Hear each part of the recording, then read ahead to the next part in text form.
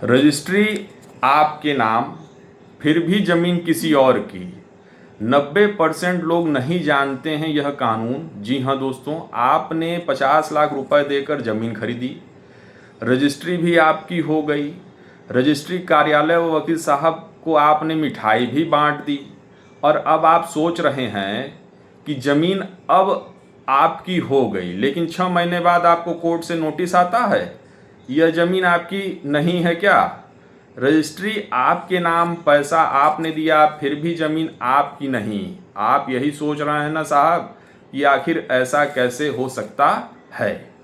यदि आप वीडियो को अंत तक देखेंगे तो आज का यह वीडियो आपकी लाखों रुपए की ज़मीन बचा सकता है।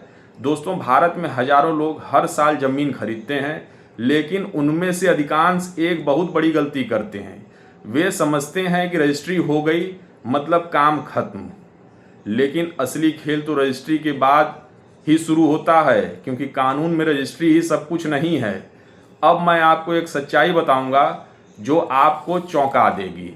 मान लीजिए विजय ने अजय से ज़मीन खरीदी, रजिस्ट्री हुई, पूरा पैसा दे दिया गया, सभी खुश। लेकिन कुछ महीने बाद अजय के भाई कोर्ट पहुंच गए।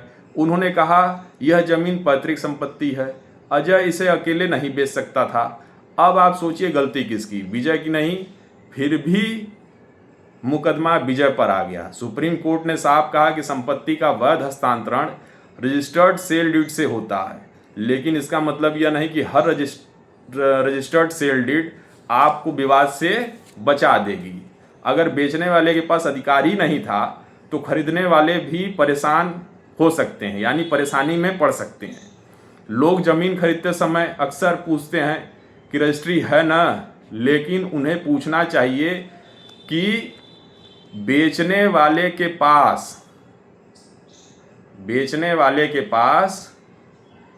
बेचने का अधिकार है या नहीं। यही सवाल आपका लाखों रुपया बचा सकता है। कई लोग 20-30 साल से ज़मीन पर कब्जे में रहते हैं, फसल बोते हैं, घर बनाते हैं, लेकिन जब उस भूमि का असली मालिक कोर्ट पहुंचता है तो पूरा मामला ही बदल जाता है। इसलिए केवल कब्जा भी हमेशा मालिकाना हक साबित नहीं करता।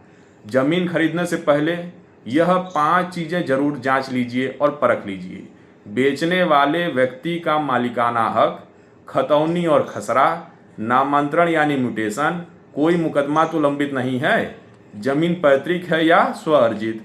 दोस्तों, ज़मीन खरीदते समय सबसे डेंजर वर्ड यह होता है चिंता मत करो सब सेट है, और सबसे सुरक्षित शब्द पहले कागज़ दिखाइए। याद रखिए दोस्तों, रजिस्ट्री आपके नाम हो सकती है, लेकिन कानून यह भी पूछेगा कि बेचने वाले के पास बेचने का अधिकार था या नहीं, और यही सवाल लाखों रुपए की ज़मीन आपकी बचा सकता है।